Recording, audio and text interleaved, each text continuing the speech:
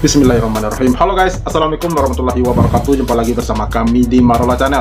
Apa kabar semuanya? Semoga sehat selalu, panjang umur, dan diberikan sekian banyak sampai 7 turunan. Amin ya rabbal alamin. Dan terima kasih banyak bagi yang telah mengklik video ini. Seperti biasa, kami akan memberikan informasi-informasi terbaru seputar dunia perpolitikan yang pada hari ini telah dimulai babak baru pemerintahan baru Prabowo Gibran.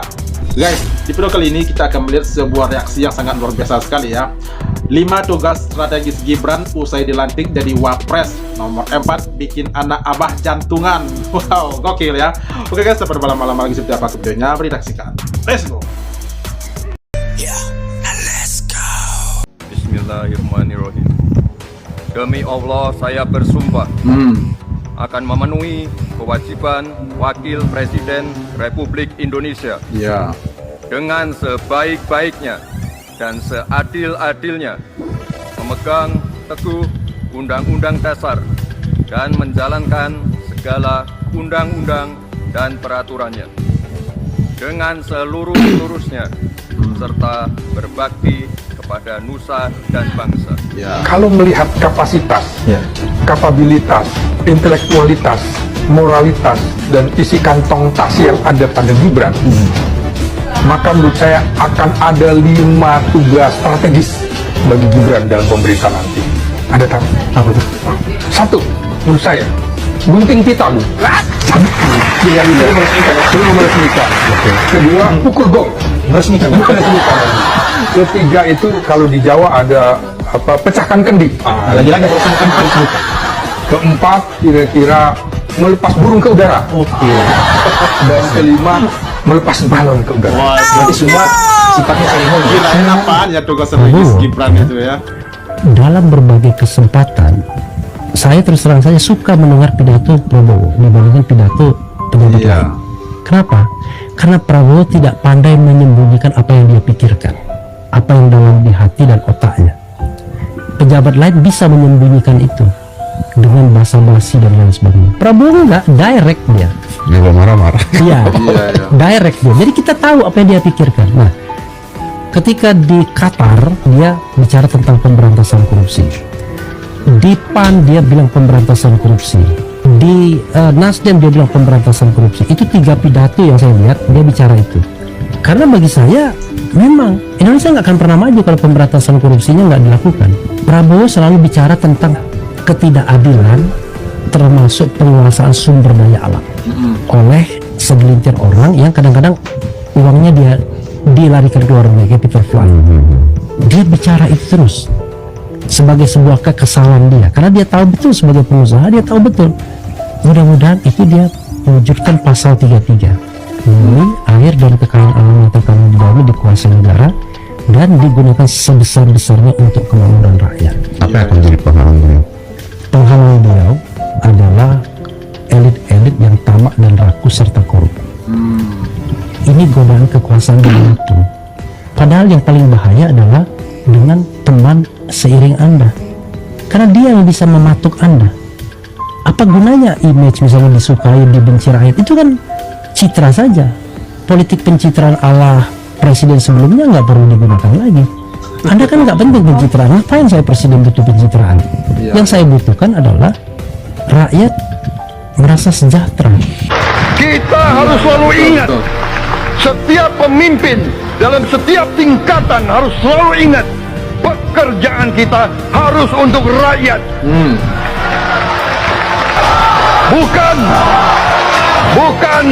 Bukan kita bekerja untuk diri kita sendiri. Bukan kita bekerja untuk kerabat kita. Bukan kita bekerja untuk pemimpin-pemimpin kita. Pemimpin yang harus bekerja untuk rakyat. Semua yang disampaikan Prabowo bagus ya, baik ya. Tapi itu akan diuji nanti dari komposisi kabinetnya. Hari ini dia pidato tentang kemiskinan, tentang ketenagakerjaan, tentang kemandirian pangan dan sebagainya. Oke? Apa yang dia sampaikan akan diuji dari komposisi kabinetnya. Komposisi kabinet itu akan menjadi jawaban apakah yang dia sampaikan menjadi kenyataan atau akan menjadi ilusi saja. Hari pertama, Pupu Papa sudah menyalip Presiden Prabowo. Nah, maksudnya apa nih? Banyak pihak minta kita untuk menunggu 100 hari pemerintahan Prabowo, tapi saya melihat di hari pertama Pupu Papa sudah menyalip Presiden Prabowo. Ini terlihat dari membandingkan dua kegiatan Presiden dan Pupu Papa. Presiden di hari pertama melantik wakil menteri, wakil menteri dan pejabat setingkat menteri, dan ditambah dengan berita bermain dengan kucing kesayangannya Bobby Kertanegara. Pupu Papa membuat acara yang spektakuler menurut media, yaitu menerima Perdana Menteri Korea, menerima wakil presiden Cina, dan mengunjungi terowongan MRT. Kedua berita ini sangat berbeda. Ini yang dilakukan Prabowo adalah berita biasa-biasa saja, sementara yang dilakukan oleh Pupu Papa itu menjadi berita internasional karena menerima pemimpin negara lain, dan pasti, dan saya lihat beritanya betul-betul itu jauh lebih tinggi bobotnya dibanding dengan berita Presiden sendiri. Nah, dugaan saya bahwa tim media, influencer, dan buzzer Jokowi yang selama ini digunakan, ini sudah berpindah ke Pupu Papa. Ya. Sangat terlihat dari orang yang memahami bagaimana tim media wakil presiden. Saya melihat kemarin inilah tim media yang paling canggih sekarang sejak adanya Republik Indonesia. Selalu tim media wakil presiden itu lebih rendah kualitasnya dibanding dengan tim media presiden. Nah, dan ini kelihatannya sudah berpindah semua. Artinya apa yang terjadi, bahwa sekarang pencitraan yang dilakukan oleh Pupu Papa ini sudah dilakukan dan dilakukan secara sistematis. Saya punya keyakinan bahwa konsultan politik, konsultan pencitraan Jokowi sudah ada di sekitar Pupu Papa. Iya. Oligarki yang membiayai pencitraan Jokowi selama ini kelihatannya juga sudah berpindah dan sudah berpindah untuk membantu Pupu Papa. Menteri-menteri, pejabat-pejabat yang ada di kabinet Prabowo sekarang sepertinya juga sudah menyiapkan karpet merah untuk digunakan oleh Pupu Papa meningkatkan citra mereka. Nah, yang perlu kita awasi, bukan mati, saya punya keyakinan bahwa mungkin beberapa waktu ke depan akan muncul survei tentang kepuasan kerja Pupu Papa. Iya. Sepertinya sedang disiapkan. Iya, Jadi, iya. Nah, ini semua terjadi menurut saya ini masih kendali dari sutradara yang sedang istirahat di Solo, Pak Jokowi. Jadi, nah, saya ingin mengatakan Pak Prabowo, Bapak sudah kalah selangkah dari Pupu Papa. Terima kasih. Oke, ngeri ya.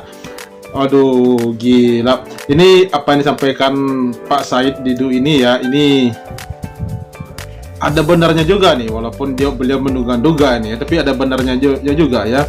Sementara Pak Prabowo kan masih anteng-anteng aja dulu ya, bermain dengan kucing beliau begitu ya. Sementara wakilnya telah menerima tamu dari luar negeri begitu, presiden dari Korea dan Cina itu kalau nggak salah kata Pak Said Didu tadi.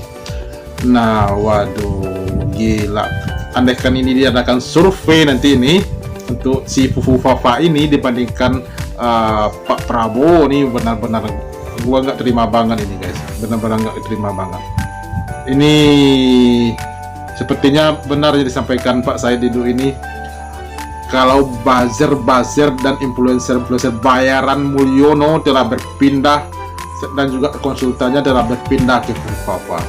Gila, ini nggak kebayang Indonesia andaikan, waduh, ngeri. Oke guys, itu dia reaksi kita hari ini, dan masih banyak bikin dalam nonton. Sampai jumpa lagi di video berikutnya. Thank you. Thanks for watching.